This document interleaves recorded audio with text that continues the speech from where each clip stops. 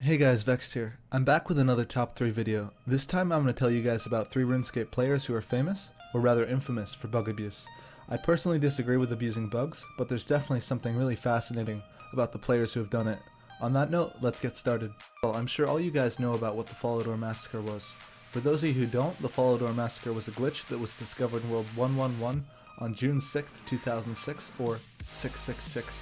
10 years later, this event is still widely renowned in the community. First, let me give you guys some backstory. Construction had just been released, and Cursed You became the first player to ever achieve 99 in Construction. Naturally, he hosted a massive party at his house. There were so many people in his house that the game was lagging, so Cursed You had to expel all the guests from his home. Those who were involved in PvP in the fighting ring retained the ability to attack other players outside of the house. Players then went around the world killing other players for expensive items like party hats. You could not retaliate if you were attacked by a player affected by the glitch. The massacre centralized in Falador and lasted almost an hour before Jagex got word. Groups of players were using ancient magics and Ice Barrage and Lumbridge, feasting on the newer players. The most famous player involved in the glitch was Duriel321, whose combat level was 115 at the time. He went on rampage and slaughtered player after player, his goal being to make as much money as possible. Eventually he was banned by Jagex moderator, bringing his rampage to an end. He obtained a green party hat after killing another player. It took less than an hour for Duriel321 to go down in RuneScape history forever. Cursed You, the host of the party, was banned in August of that year for a separate incident involving real-world trading, while Duriel321 was banned on the spot. The second player, Rug Joe, discovered an invincibility glitch. Originally he discovered it at Corporeal Beast mass. He decided to bring a granite maul to use a special attack on the corp. He then decided to log out with a special attack button highlighted for use. This produced invincibility. Originally he was killing the Corporeal Beast on one account. Later he contacted a friend of his and requested a script that could abuse the bug. He then decided he would ramp up his botting to over 30 different accounts. With this he was able to average several hundred kills per day, resulting in hundreds of millions of profit per day from sigil drops alone. One small granite maul glitch was able to alter the history of the game entirely. Not only was he bug abusing, but he was botting. And not only was he botting, but he was botting on over 30 different accounts at once, 24 hours a day for several months before being caught. So how did the Granite Maul's special attack bug actually grant invincibility? Well, let's look at the game's code to get a better understanding of why this happened. Normally attacks happen every certain amount of game ticks, with ticks being the smallest possible unit of game time. However, the Granite Maul special attack is able to attack several times in just one tick, so it effectively ignores the ticking mechanism of the game. Logging out while the game is ignoring your ticks has a strange effect of making your player logged out according to the server, but still actually in the game. This meant that you couldn't take damage because you're logged out, but you could still deal damage because of Granite special attack. But Rug Joe didn't stop there. When the glitch was active, the 6-hour logout timer did not apply to your account, so you could stay logged in for weeks straight. The only thing that could take you out of the game is a system update, so Rug Joe botted at pest control for a week straight without logging out. Because the high scores don't update until you log out, his stats were much higher than the high score suggested. He then went to the duel arena and staked people who thought he was weaker than he actually was.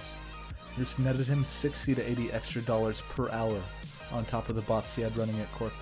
The bug was eventually patched, and it just mentioned major bug fixes. The final player is ModReach. That's right, a Jagex moderator. ModReach was originally on the quality assurance team, but later became a content developer for Old School. ModReach was terminated from employment in Jagex after abusing his privileges.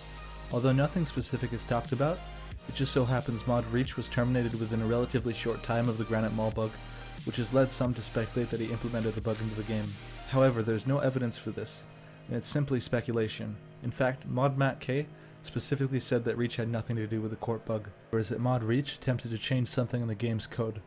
When the code was being reviewed, a moderator noticed something suspicious about the code, and Reach was soon terminated. It is very likely that Reach was implementing bugs into the game that only he would know how to abuse. He could then profit from these bugs and sell his gold for real cash. This seemed like the most likely breach of privileges that he would have been interested in. Apparently the changes were stopped before they had an effect on the economy. The scariest part about ModReach is he had direct access to the game's code for a long time. How long had he been abusing his privileges? Perhaps he wasn't caught on his first time. His knowledge of the code, no doubt, could be used for self-gain. For example, maybe he knows of bugs which have existed in the code for a long time, but have never been discovered, and he chose just to ignore those bugs because they're not easy to identify when going over code. It is very likely that upon his termination, a contract was signed between Jagex and Reach that he could not use his insider knowledge of the game code for personal gain or face harsh legal consequences. This is why, in my mind, Mod Reach is the most legendary bug abuser. He wasn't just some randomer who discovered a bug, he actually implemented them into the game himself. We will never know the true extent Mod Reach has had on the game. When asked about his termination on Twitter, he responded with, I quote, "There's not much to say really. I'd planned to resign the following week, following up on opportunities that presented themselves." Thank you for watching. I hope you found this topic as interesting as I have. Please note, I'm not supporting these individuals' actions, just documenting them for the community.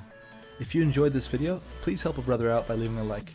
Likes, comments, and watch time all affect the likelihood of my videos appearing in other people's suggestion boxes. So if you enjoyed my videos, please help me out. Subscribe for more RuneScape content. For now, however, I'll leave you guys with a few clips of mod.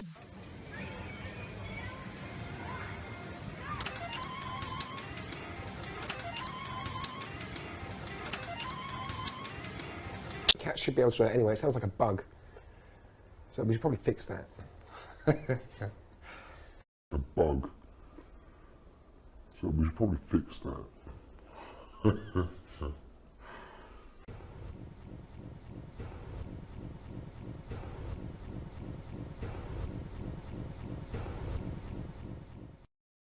Cool. So any final words?